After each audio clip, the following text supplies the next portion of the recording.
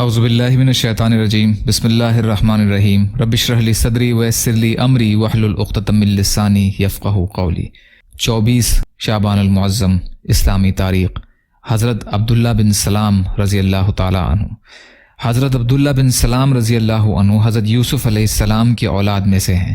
حضور صلی اللہ علیہ وسلم جب ہجرت فرما کر مدینہ منورہ پہنچے تو عبداللہ بن سلام رضی اللہ تعالی عنہ نے نبوت کی نشانیاں دیکھ کر اسلام قبول کر لیا۔ آپ یہود مذہب کے عالم تھے۔ یہودیوں کے تمام فرقوں کے لوگ آپ کے تقوی اور صلاحیت پر متفق تھے اور آپ کی تعظیم کرتے تھے۔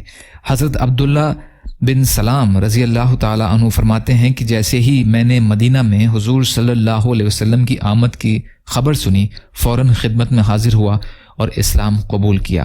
واپس گھر آ کر میں نے اپنے بچوں اور بیوی کو اسلام کی دعوت دی، وہ بھی مسلمان ہو گئے۔ میری بوڑھی پھوپھی خالدہ بھی میری دعوت سے مسلمان ہو گئیں۔ پھر حضور صلی اللہ علیہ وسلم کے پاس آیا اور عرض کیا کہ یہود کے سرداروں کو دعوت دیجیے۔ آپ صلی اللہ علیہ وسلم نے یہودیوں کے سرداروں کو بلایا اور اسلام کی دعوت دی، لیکن کسی نے بھی دعوت کو قبول نہیں کیا۔ حضرت عبداللہ بن سلام اسی وقت سامنے آئے اور اللہ کے رسول صلی اللہ علیہ وسلم کی تصدیق کی۔ یہودی سرداروں نے حضرت عبداللہ کو برا کہنا شروع کر دیا اور اسلام قبول نہیں کیا۔ حضرت عبداللہ بن سلام رضی اللہ تعالی عنہ کا انتقال حضرت معاویہ رضی اللہ عنہ کے زمانہ خلافت میں سن 43 ہجری میں ہوا۔ حضور صلی اللہ علیہ وسلم کا معجزہ پاگل لڑکے کا ٹھیک ہو جانا۔ رسول کریم صلی اللہ علیہ وسلم کی خدمت میں ایک عورت اپنے پاگل لڑکے کو لے کر حاضر ہوئی۔ رسول اللہ صلی اللہ علیہ وسلم نے لڑکے کے سینے پر ہاتھ پھیرا اور اس کے لیے دعا فرمائی تو اس نے زور سے قے یعنی الٹی کی۔ اس کے بعد سے ہی وہ لڑکا اچھا ہو گیا اور پاگل پن دور ہو گیا۔ مشکات کی روایت ہے، ابن عباس رضی اللہ عنہ راوی ہیں۔ ایک فرض کے بارے میں جان بوجھ کر نماز قضا کر دینا۔ رسول اللہ صلی اللہ علیہ وسلم نے فرمایا، جو شخص 2 نمازوں کو بلا کسی عذر کے ایک وقت میں پڑھے وہ کبیرہ گناہوں کے دروازوں میں سے ایک دروازے پر پہنچ گیا۔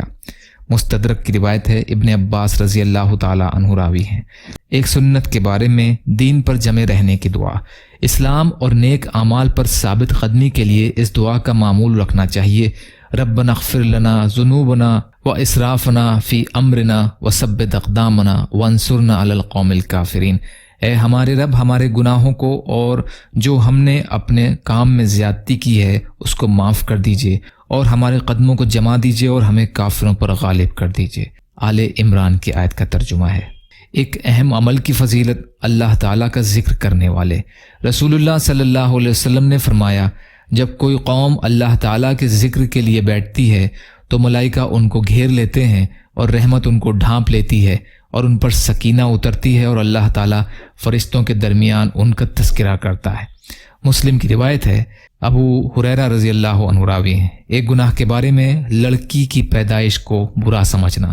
قرآن میں اللہ تعالیٰ فرماتا ہے، جب ان میں سے کسی کو بیٹی پیدا ہونے کی خبر دی جاتی ہے تو اس کا چہرہ رنج کی وجہ سے کالا پڑ جاتا ہے اور دل ہی دل میں گھٹتا رہتا ہے، اور جس لڑکی کی پیدائش کی اس کو خبر دی گئی ہے اس کی شرمندگی کی وجہ سے لوگوں سے چھپتا پھرتا ہے، اور اس کو ذلت گوارا کر کے رہنے دے یا اس کو مٹی میں چھپا دے، وہ بہت ہی برا فیصلہ کرتے ہیں۔ سورہ نحل کی آیت کا ترجمہ۔ آخرت کے بارے میں جہنمی کا جسم کیسا ہوگا۔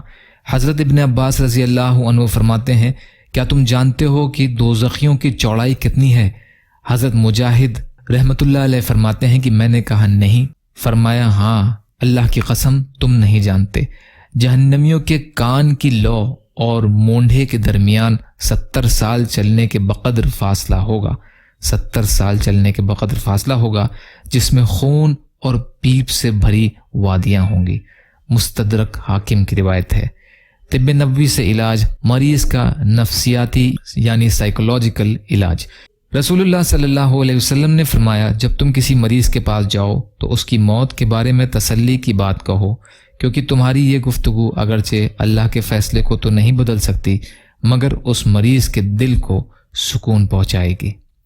ترمذی کی روایت ہے، ابو سعید رضی اللہ عنہ راوی ہیں۔ نبی صلی اللہ علیہ وسلم کی نصیحت۔ رسول اللہ صلی اللہ علیہ وسلم نے فرمایا، جب تم جنت کے باغات کے قریب سے گزرو تو خوب چرو۔ صحابہ رضی اللہ عنہ نے عرض کیا، جنت کے باغات کیا ہیں؟ رسول اللہ صلی اللہ علیہ وسلم نے فرمایا مسجدیں، پھر صحابہ نے پوچھا چرنا کیا ہے؟ تو رسول کریم صلی اللہ علیہ وسلم نے فرمایا سبحان اللہ والحمد للہ ولا الہ الا اللہ واللہ اکبر کا ذکر کرنا۔ ترمذی کی روایت ہے، ابو ہریرہ رضی اللہ تعالیٰ عنہ راوی ہیں۔ یا اللہ ہم سب کو کہنے سننے سے زیادہ عمل کی توفیق عطا فرما۔ یا اللہ جو مظلوم ہیں، پریشان حال ہیں، بیمار ہیں، قرض میں ہیں، بے روزگار ہیں، محتاج ہیں، ان کی مدد فرما۔